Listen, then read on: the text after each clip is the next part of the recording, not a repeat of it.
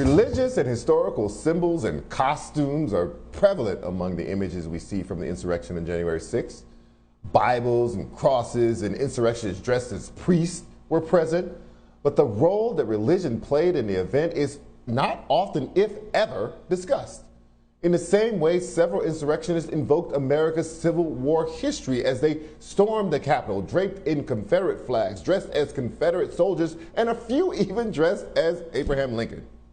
With so much religious and historical symbolism on display during the insurrection, the question becomes, what role did religion play and history play in the motives of the insurrectionists? Here to discuss is Professor of Religion and Africana Studies at the University of Pennsylvania, Anthea Butler. Professor Butler, thank you for being here.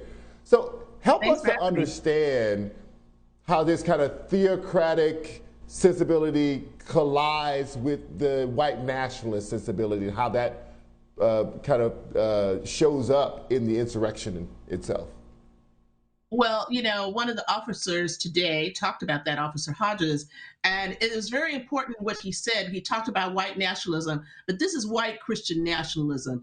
And it's been here since the 19th century, whether we think about slavery and white Christian slaveholders, to the Reconstruction period and redemption, to white evangelicals of the 50s with the opposing the civil rights movement, to white supremacists in the 21st century. We have an issue, and the issue is that there are white Christians in this country who believe that they are taking back the nation for God. And I think it was really important today, and what we heard from the officers on screen, especially Officer Hodges, who spoke out about this Christian nationalism. And it's something that we need to really pay attention to, because they believe that they were taking America back for God on 1/6 on the insurrection. So help our viewers to understand something. I think this is very hard, not just for regular viewers, for people who write about this, just like myself. How is it that people following Donald Trump, who is not a religious man, who is antithetical to many of the religious tenets, how could he be the leader of people who felt like they were taking the nation back for God? Well, one of the things I talk about in my new book, White Evangelical Racism, The Politics of Morality in America, is that a lot of Christians, especially evangelical Christians and white evangelical Christians in this country, have believed that white people and white Christians specifically should have the power in this country. And so it does not matter whether Donald Trump is a Christian or not. Donald Trump delivered on everything they wanted. He delivered them the Supreme Court. He gave them judges. He gave them everything they wanted.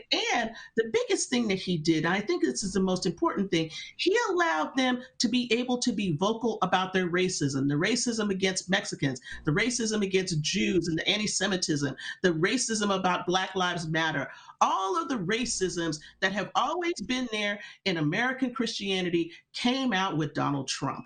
And I think people need to understand that evangelicals and these kinds of Christian nationalists, some of who don't go to church at all, but just claim God, are using morality as a shield to promote racist and patriarchal and social policies that have nothing to do with democracy. I want you to, because you know this history so well, I just want you to just give, for a little bit of time that we have here, give our listeners and our viewers a little bit of that history, because I think people have a hard time wrapping their heads around how the white church was instrumental in upholding slavery, how the white church, including with their slave Bible that took out all the passages about freedom, or how the white church was instrumental in maintaining Jim Crow, and also establishing Jim Crow. A lot of the people who were at those constitutional conventions to help establish Jim Crow in the southern states, some of them were preachers, and they mixed together. I was reading the minutes of some of these things. They were mixing together, abolition. We don't want anybody to drink because we're good Christian folks. We also don't want these black people to have a vote. Just explain to us how this thing has such a long history and how instrumental the white church has been in racism in America. Well, I think first what people need to understand is that when we talk about denominations like the Southern Baptists, you don't get the Southern Baptists without slavery. So you have to understand first and foremost that for many Christians in the 18th and 19th century, they did not believe Black people were human. They used stories like the curse of Ham. In other words, Ham saw his father's nakedness, therefore that's with Black people, and therefore they should be enslaved. Or they believed that there were two creation stories in Genesis, and that one creation was a mix-up, and that was Black people and white people were the real creation. And these are the kinds of things that undergirded slaveholders in the South. And so one of the things I open up with in my book is I talk about a pastor who's in Atlanta, Louis Giglio, who last year, when he was in a meeting with a prominent Black rapper, a Christian rapper, Lecrae, he said, basically that slavery was good for white people. And that's what they believed. It was good for white people, but it was good for Black people too, because they got Christianity. And so you start off at that point. And then what you have to realize is when the South loses, what do? They create the lost cause, the religion of the lost cause, that sacralized the Confederacy and whites in the South to be morally superior to everyone else, and that Black people were be vilified, Black men were rapists, Black women were lascivious. These things became codified not just socially, but religiously in Christianity. If we move forward, then you need to understand that the Night Riders, the KKK, lots of those folks were Christians, pastors. The second iteration of the KKK, who was that rebooted by in the early 20th century? A pastor. Okay, so people need to understand this. And then we go forward and we think about people who everybody loves, like Billy Graham. Well, Billy Graham was not for civil rights. He was for gradualism. He basically said that little Black boys and little white girls would never be able to walk hand in hand together until they got to heaven.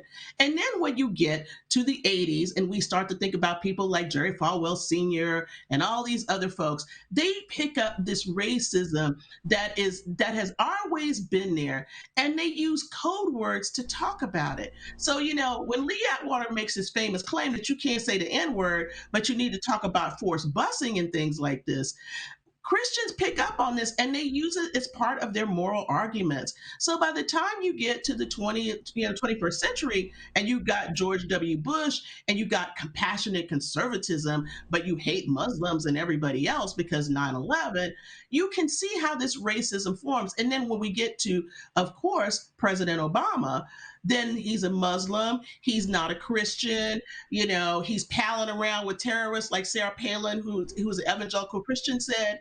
These are the ways in which Christians, and especially evangelical Christians in this country and others, have developed this way to talk about Black people and people of color in this country, and also to put whiteness at the top of the Christian heap. I only have like 30 seconds left. I just want to get a sense of, is Christian white nationalism growing or receding? It is growing, and I think this is important. What you have to understand is there are actual churches that have become sort of Christian nationalist churches in this country.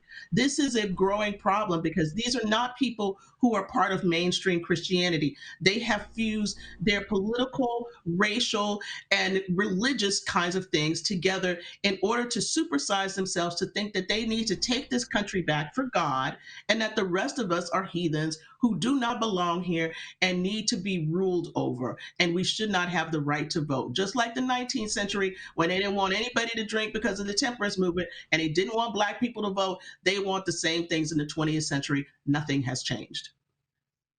Anthea Butler, always an education and a sermon. What's the name of that book again?